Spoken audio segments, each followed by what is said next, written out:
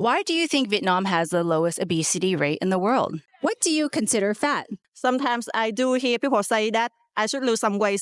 I'm actually considered as chubby here. Chú thì mập thì nhìn vẻ bề ngoài người đó là The obesity rate kind of rise up here, and there's more. Vietnamese culture is pretty much linked with physical activities. You have to walk to get your groceries, climbing stairs. I don't usually have lunch. If we keep skipping dinner, it's like unintentionally fasting. What's your ideal height and weight? 180 centimeters and like around 85 to 90 kg, but like jacked. That's a good height. Yeah, but like usually I just want more. Fair enough. And you want to be jacked. Yeah. Like more jacked right now. I'm 65 centimeters and I weigh 63 kilograms. Sometimes I do hear people say that I should lose some weight. I'm actually considered as chubby here. For me, I think if I could lose some weight like 5 kilograms, it's much more better for me. But I do it because I want to have more options when choosing clothes. It's not because I care about what people think about me. Chiều cao thì đối với nam thanh niên thì phải trên 70 và chiều cao cũng phải từ 1m72 trở lên. Nữ thì khoảng 55 và chiều cao phải trên 1m65.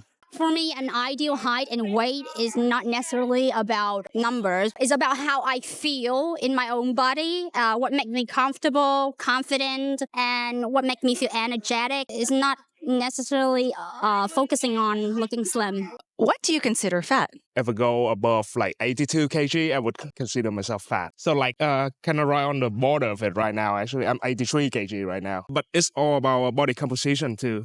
So let's say if someone is 80 kg, but they not live an active lifestyle, not exercise a lot, so that they have like more fat ratio compared to their muscle. So yeah, that would be more fat than someone who's 80 kg and work out. I usually don't go for about 82. I think normally society, they will tell that you are fat or not based on your weight. But I think just looking on your weight is wrong. To tell a person is fat or not, we need to consider about their weight, their height, and everything needs a balance. I don't like to use the word fat because I think if we are fat, we are easy to get sick and it's not good. If you like to exercise, work out, you are tall, so that's okay. Chú thì mập thì nhìn vẻ bề ngoài người đó là nó thì thuộc vào cái độ tuổi, chiều cao và độ tuổi. Nếu mà nam á, nếu mà có 1m50, 55 mà trên 70 kg thì mập. Mà một người mà có chiều cao trên 1m7, 75 hay gì mà họ 70 thì không gọi là mập. Để nhìn cái vẻ bên ngoài thôi. I don't think fat is just about weight, but it's about health and lifestyle as well. So somebody might look skinny and unhealthy, while another might look a little heavy but, fit. So I think it's about how you take care of yourself more than a number on a scale.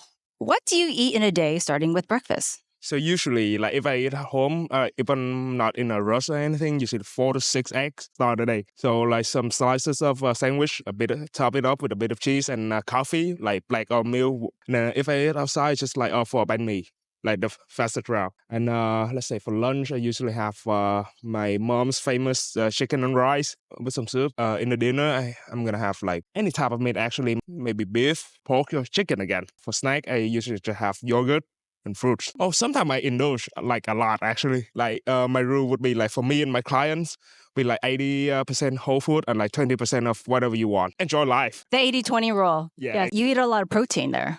Yeah, like average around 500 grams of like just meat daily. If I already have more dairy, like milk and yogurt or like eggs, it cut down to like 400 grams. Sometimes if I'm too lazy to eat, I'm just gonna have like a scoop or two of protein and that's it. I have a question about your eggs in the morning. Do you eat it raw or how do you have your eggs?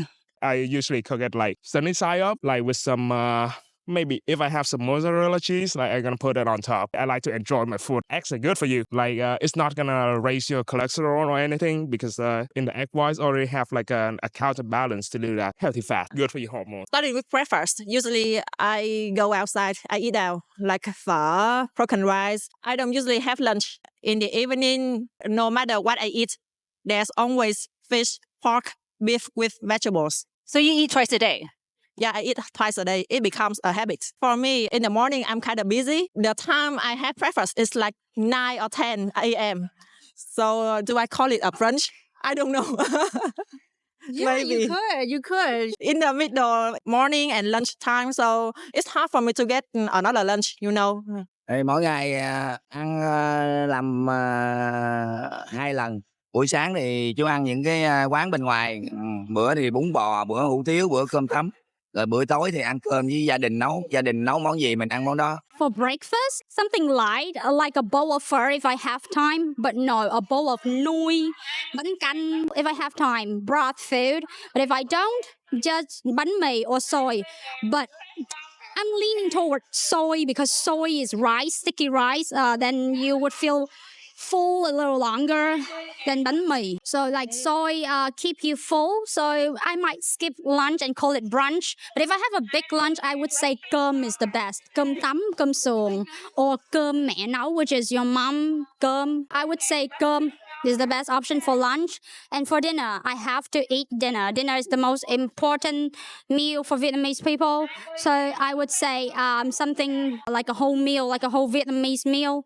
Cơm, and then a stew, and you have to have canh, which is a brothy soup. Or if you want to eat out, phở, hủ tiếu is always an option. No late night meal for me. But if I work late, and I think most people do, then we just do snacks. When you say family meal, are you talking about family style meal with different dishes? That's correct. But it always have to be rice. And what time do you stop eating? Since you said you don't eat late night meals. Usually I stop eating at 10 p.m. But if I work late, then I just really don't care because I need energy for another day. What kind of exercise do you do on the daily to keep in shape? So I'm a personal trainer, so I work out like usually 5 days a week, but you can do it like 3 or 4 days. So I pretty much just go to the gym. That's it, do everything. So as long as it's resistance-based training, you don't have to go to the gym if you don't want to yet. You can just like do push-up, pull up at home, like anything that like put your body to resistance, you're fine. And for women, you're not gonna get bulky doing that. It's just gonna help you in the long term. I go jogging twice a week. I'm trying to do it more. I know it's better to work out like every day. Sometimes I'm lazy or sometimes I don't have time, but I'm trying to do it more. And how long do you jog for? Like 1 hour. Mỗi ngày chú cũng tập đều. Thứ nhất là chạy bộ tại chỗ. Thứ hai là tập tạ tay, tạ đơn. Và thứ ba là tập hít đất. I do stay active, but not necessarily in the gym. Okay, no gym, because you know, Vietnamese culture is pretty much linked with physical activities. You have to walk to get your groceries, climbing stairs. There's so many stairs, and you know, you look around. Just look around. Things are just there. You don't have to drive, and because you don't have to drive, so you just, if you want like pho, I'm craving for pho, get your butt up and then walk to the pho store. If you want to get your phone cards, or if you want to do anything, you just walk there. Everything is close by, and you might think that, oh, everything is close by. Oh, it is convenient for my lazy attitude. No, everything close by makes you not lazy, makes you want to get your butt up and walk to there and do the activity. So I think it's mostly you don't need to work out here in Vietnam. You just need to be out and about, enjoy the atmosphere. Why do you think Vietnam has the lowest obesity rate in the world? Most traditional Vietnamese food is actually very light, balanced, and like low in processed junk, like less oil, less sugar, and like no crazy portion size. Like I remember like first time ordering some like actual authentic US burger joint, and I was like, what the heck is it? It's just like this big. Yeah, it's massive. So, and also everybody encouraged like for a more active lifestyle. People walk, like ride on bike more. The obesity rate kind of rise up here, and there's more like Western place pop up and all that. Mindful eating, I noticed that like people usually eat until they satisfied, not like until they stuff. It's the 3 biggest thing, I think. Oh, and some parents like right now they just sometimes they're too busy. Like making money, they don't take good care of their kids. Like they just told them money and like they can do whatever they want. So they usually don't get like teach on that like more healthy habits. They just kind of eat and like sit at one place. I think it's because Vietnamese, we like to eat vegetables and fruits. Vietnam is a agriculture country, so you can get pretty cheap produce here anywhere. In a family meal, we usually have at least 1 dish of vegetables, and fruits are consumed for dessert. After having the meal, we usually like to have the fruits for dessert. Vietnamese recipes don't require the use of an oven. I see many Americans, they like to make pasta, brownies. But in Vietnam, we use the electric or the gas stove, and we don't usually eat processed food, fast food, frozen food, soft drink. We don't drink soft drink a lot. And the biggest thing in terms of this subject is the portion size here is smaller. An average meal at a Vietnamese restaurant is less calories than an average meal in the US. Usually when we eat out with our friends, we share everything. We just kind of like put everything in the middle and we share everything. I feel like in this way, you might end up consuming less food in Vietnam or any Asian countries. The community spirit is appreciated. I mean, like in Vietnam, if I gain weight, the people around me, my family members, my friends will tell me that, oh, you've gained some weight. You should lose weight. That's also make Vietnamese like we care about our body shape more. Ê, cái câu hỏi này thì nó tùy thuộc cái mấu chốt là cái income, cái thu nhập của người dân Việt Nam. Thu nhập của người dân quá thấp, hèn chi họ ăn một bữa ăn trong ngày á, nó không giống như những người phương Tây, người Mỹ, mà họ ăn chủ yếu là ăn độn, như cơm là có chất đạm, nó không có chất dinh dưỡng cao, và rau rác nhiều quá. Nhưng mà tính là họ ăn một bữa như vậy để cho no thôi, nhưng mà cái hàm lượng dinh dưỡng nó cung ứng cho cơ thể nó rất là ít. Rồi so với người nước ngoài thì họ một cái bữa ăn họ đã tính toán sẵn như một cái hamburger, thì nó gồm một cái tỷ lệ là bột mì là bao nhiêu để làm cái bánh, là hàm lượng calo nó mang lại cho cơ thể nhiêu, rồi thịt bò, cà chua, rau, nghĩa là họ ăn một cái họ đã đủ dinh dưỡng và thừa dinh dưỡng. Có cái tỷ lệ họ trong. Còn ngoài ra thì người Việt Nam thì thường là uống mỗi ngày uống nước suối hay nước bình thường. Còn người nước ngoài thì đa phần họ là uống sữa nhiều hoặc là uống nhiều nước trái cây. Trong nước trái cây nó có hàm lượng dinh dưỡng cao nên chi họ béo.